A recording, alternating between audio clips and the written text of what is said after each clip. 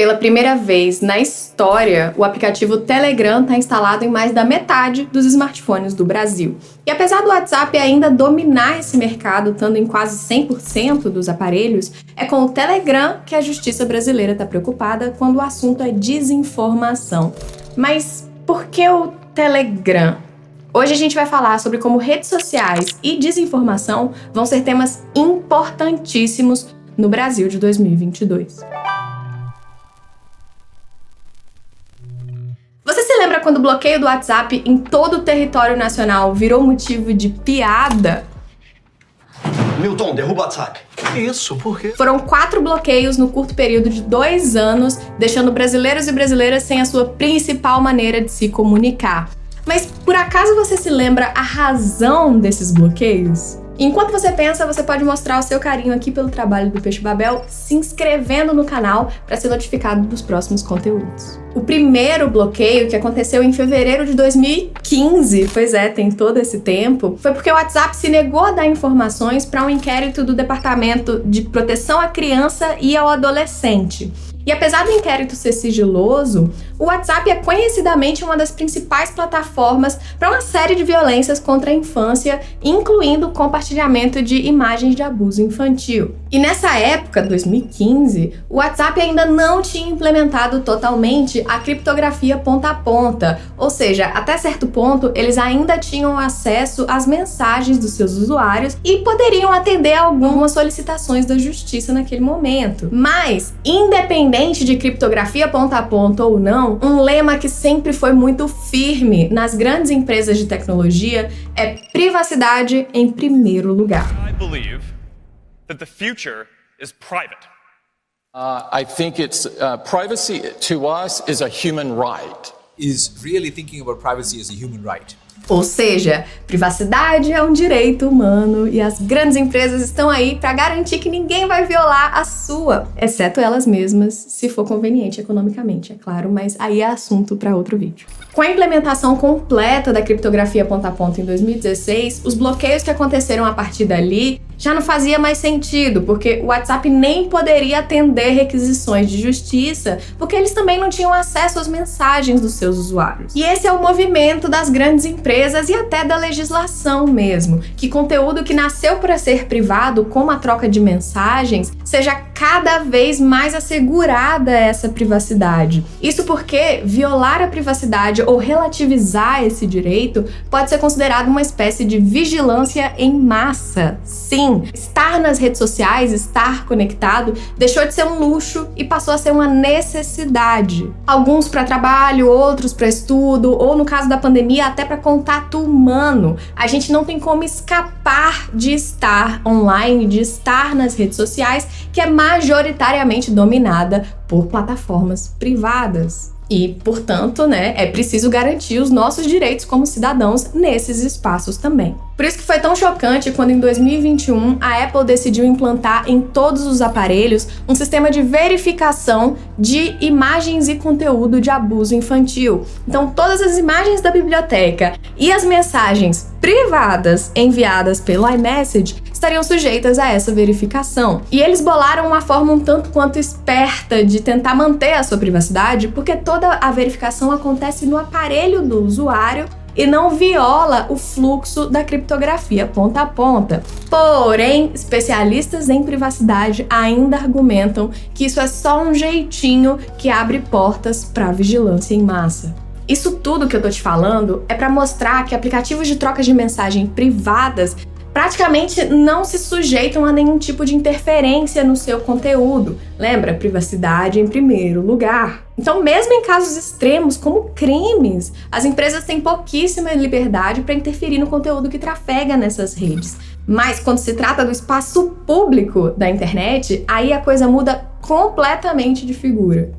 É da natureza das redes sociais interferir no que aparece na sua timeline, seja para impulsionar determinados conteúdos, seja para dar prioridade a propagandas pagas, ou para moderar usuários e conteúdo que violem as políticas de segurança da plataforma. Sim, aqueles termos que você provavelmente não leu e aceitou para estar na rede social e que definem as regras daquela plataforma. Eles sempre existiram, sempre houveram regras de boa convivência nas plataformas online e nos espaços públicos da internet. E as plataformas sempre atuaram na moderação do conteúdo que trafega, que é exposto naquela rede, justamente para não cometer nenhum crime e nem causar situações desconfortáveis para os seus usuários. A gente acompanhou aqui no canal o fenômeno do ElsaGate, onde usuários enviavam animações adultas para o YouTube com cara de conteúdo infantil e esse material estava sendo recomendado para crianças. E o discurso público das mídias, das pessoas naquela época, era quase unânime de que deveria sim haver mais moderação para proteger as crianças que usavam a plataforma. Mas quando vem outros debates, como a disseminação da desinformação, aí já não existe mais tanta unanimidade quanto a necessidade de moderar o conteúdo das plataformas. Aí a polêmica já rola solta. E o caso mais notório foi o do ex-presidente Donald Trump, que foi banido do Facebook, Twitter e o YouTube depois da invasão ao Capitólio nos Estados Unidos no início de 2021. Isso porque o Trump estava usando essas plataformas para questionar o resultado das eleições e incentivar o uso da violência como resposta. E esse movimento impactou diretamente aqui no Brasil, porque a rede bolsonarista acabou migrando do WhatsApp para o Telegram como uma forma de boicote ao Facebook. Uma das razões para toda essa polêmica é que a desinformação cai num problema que é chamado de problema de muitas mãos. Então, quando alguém morre porque abandonou tratamento médico para tomar uma pílula do câncer mágica ou tomou remédio de piolho para tratar uma síndrome respiratória, você até consegue apontar uns dedos e dizer quem são os culpados, né, pelos danos causados. Mas o fenômeno que popularizou o comportamento e que aumentou a quantidade de pessoas impactadas por ele envolve muita gente. E isso acaba diluindo a responsabilidade e a culpa por esse fenômeno. Isso, somado ao efeito da câmara de eco, onde as redes sociais reverberam as nossas próprias opiniões e visões de mundo, faz com que cada pessoa tenha sua realidade personalizada, onde ela tem sempre razão. Afinal, vai ter sempre aquele like para validar a opinião dela. E a luta contra a desinformação ainda está sendo travada nesse espaço público da internet, né? Mas cada rede social já começou a trazer iniciativas que mostram que elas têm interesse de combater o problema. O Instagram tem um link com informações confiáveis sobre a Covid, o Twitter introduziu um botão para denunciar desinformações específicas sobre a pandemia, sobre política. E existe um movimento no YouTube para desmonetizar canais que propagam notícias falsas. Então veja que nem sempre se trata de banir o usuário, remover conteúdo. Às vezes é só uma forma de desincentivar o comportamento, como por exemplo tirando monetização, tirando alcance, mas todo mundo pode postar o que quiser. Mas ainda assim, muita gente não está satisfeita com esse tipo de interferência. Alguns porque intencionalmente querem continuar propagando desinformação e outros porque não acreditam que se tratam de desinformação e acham que a sua liberdade está sendo violada. Mas aqui entra uma discussão muito importante. Geralmente quem reclama de conteúdo removido, usuário banido ou até conteúdo desmonetizado, o argumento é que uma única instituição, principalmente se tiver interesses econômicos, não pode decidir sozinha o que é proibido e o que é permitido em espaços que se tornaram tão importantes para a expressão da nossa cidadania. A gente quer o direito de falar e de se expressar sem interferência de empresas privadas. E esse debate geralmente cai numa falsa dicotomia host-editor. Então, ou a plataforma ela é só um host, ela só hospeda o conteúdo que é produzido por nós, e nesse caso ela nem é responsável e nem deve interferir nesse conteúdo, esse é um dos argumentos, né?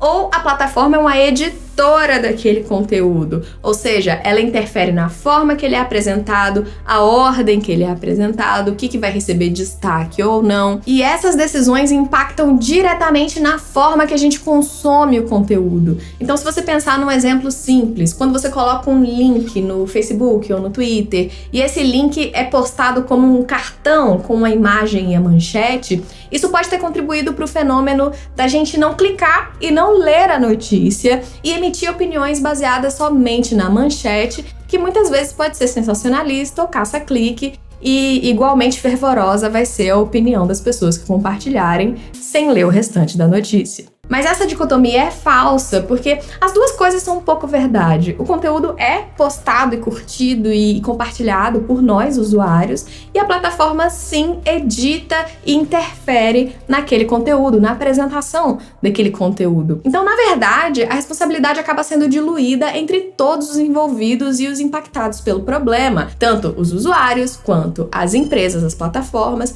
e até sim os governos. Então, se um conteúdo danoso para aquela comunidade ou até criminoso viraliza em alguma rede, isso significa que um usuário postou e outros curtiram e compartilharam. A rede social, o algoritmo daquela rede, decidiu impulsionar o conteúdo e o governo falhou em estabelecer políticas de proteção do espaço público da internet. Então a gente ainda tem muito para melhorar em como a gente lida com essa dinâmica da segurança do espaço público da internet. Mas isso exige diálogo entre todos os envolvidos com o problema. Isso leva à pergunta lá do início do vídeo: por que o Telegram é uma grande preocupação quando se fala de desinformação? Bom, o que está sendo mais destacado na mídia nesse momento é que o Telegram não tem representação jurídica no Brasil, e isso inviabiliza qualquer tipo de diálogo sobre as políticas de segurança da plataforma dentro do contexto brasileiro. Mas esse não é um problema de hoje. O Telegram não surgiu esse ano. Ele nunca teve representação aqui no Brasil. Só que a gente está experimentando um fenômeno agora onde o Telegram tem se tornado cada vez mais um reduto de disseminação de desinformação. E esse fenômeno foi formalmente estudado pelos pesquisadores Leonardo Nascimento, Paulo Fonseca e Letícia Cesarino, apontando que o Telegram se tornou um grande point da desinformação. Segundo eles, se a desinformação fosse um corpo humano, o YouTube seria o coração e o Telegram as artérias de distribuição.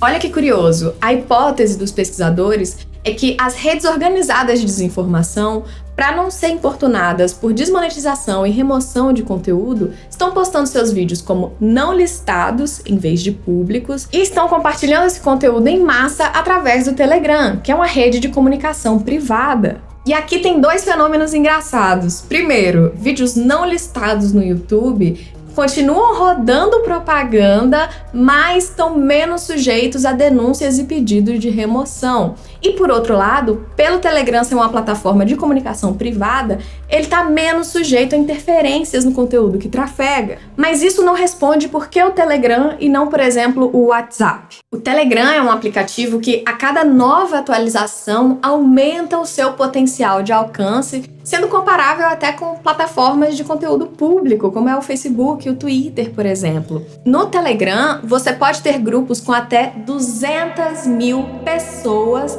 ou você pode ter canais onde só a moderação posta e infinitas pessoas podem ler e comentar, tal qual uma rede como o Facebook, por exemplo. Ele também possui a funcionalidade de pesquisa, onde você pode buscar grupos do seu interesse e participar deles, ou os grupos e canais podem ser privados e não encontráveis através da pesquisa. Essas características e muitas outras, somadas à falta de representação jurídica no Brasil, fazem com que o Telegram seja, sim, uma rede que se torna cada vez mais preocupante no Brasil de 2022. E faz com que essa migração das redes organizadas de desinformação pro Telegram tenha sido uma das escolhas mais acertadas, já que eles conseguem uma disseminação em massa da desinformação sem as interferências que estão começando a acontecer nos espaços públicos de redes sociais. A vantagem nesse caso, se é que existe uma e se é que a gente pode chamar de vantagem, é que nas redes de troca de mensagem privada não existem os algoritmos de recomendação de conteúdo, não existe uma ordenação automática da timeline. Algoritmos esses que estão sendo super responsabilizados por impulsionar conteúdo extremista, impulsionar conteúdos que despertam as emoções mais extremas, tornando todos nós um pouquinho mais extremistas à medida que a gente fica imerso nesses algoritmos. No caso das trocas de mensagem privada, a curadoria é toda feita por seres humanos. Isso não significa que é inofensivo, só que é menos um problema tecnológico e mais um problema humano. Vale refletir sobre o papel das redes sociais para além de aplicativos úteis e convenientes, e sim como uma maneira muito importante da gente interagir e se expressar. E principalmente um fenômeno do qual é difícil de escapar. O que pra mim pode ser um problema simples, como um grupo de amigos que só existe no Twitter ou só existe no WhatsApp, para outras pessoas, estar online pode ser a única maneira de subsistência. E isso evoca, sim, responsabilidades que devem ser colocadas em pauta e discutidas com toda a comunidade impactada. Eu quero pedir pra você que segue a gente ficar um minutinho aqui, que a Vivi veio invadir aqui pra gente dar vários recados pra vocês. Primeiro, estamos de volta, né? Sim! E qual que vai ser o novo esquema de conteúdo aqui do canal? Nossa, hein? Bom, a gente vai dar uma pequena reduzida no número de vídeos. Sim, vão ser 2 vídeos por mês, mas pelo menos a nossa agenda vai estar bem fixa e bem arrumadinha, porque vai ser... Um beat de prosa que está voltando, você já deve ter visto aqui semana passada. E esse videozinho ensaio igual o de hoje, né? Exato. Eventualmente, se tiver alguma notícia muito importante pra gente trazer, pode rolar um terceiro vídeo, mas vão ser esses 2 fixos a partir de agora. Então você pode continuar seguindo a gente em todas as redes sociais, @canal Peixe Babel, e lá no nosso Discord, né? Que a gente tá sempre discutindo alguma coisa, mesmo que a gente não esteja aqui, né, no YouTube, a gente tá lá conversando com a galera. E não se esquece que o nosso trabalho hoje em dia só é possível graças a uma grande apoiadora nossa. Então, se você puder ajudar a gente a divulgar o nosso link de 10% de desconto na Alura, você vai estar fazendo um grande apoio aqui ao canal, tá? Porque a Alura, ela nos incentiva tanto financeiramente, né, quanto com diferentes apoios, chamando a gente pra dar aula, chamando a gente pra dar curso. Então, assim, se tornou uma parceria essencial aqui pro canal. Então, se você não conhece, visita. A gente sempre vai estar comentando aqui do que tem de novidade da Alura. E aproveita os 10% de desconto. Exato. Lembrando que na Alura tem curso de tudo quanto é, tá? Tem programação, tem marketing, tem administração, tem design, né? Parte de UX, UI. Tem cursos maravilhosos de redes neurais com essa diva aqui. Então, assim, dá pra explorar muita coisa. E ainda tem aqui, ó. 10% de desconto. 10%. Obrigada por estar aqui com a gente, obrigada pelas férias que a gente teve agora no início do ano, foi fantástico. E eu espero que vocês acompanhem a gente também lá no nosso podcast, onde a gente vai estar liberando todos os beats de prosa em formato de áudio, para quem não pode acompanhar aqui no YouTube. Como são vídeos mais longos, né, a plataforma do áudio acaba sendo muito conveniente para muitas pessoas. Então estamos no YouTube, estamos no seu tocador de podcasts favorito, estamos no Discord, estamos aí nas redes sociais. Espero encontrar muito com vocês por aí. Um abraço. Falou.